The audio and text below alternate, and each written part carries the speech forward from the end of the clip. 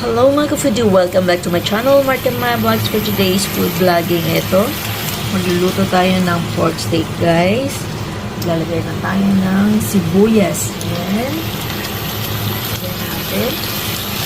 Mas maraming sibuyas, mas masarap. Ayan. Lagyan natin, haluin. Ayan.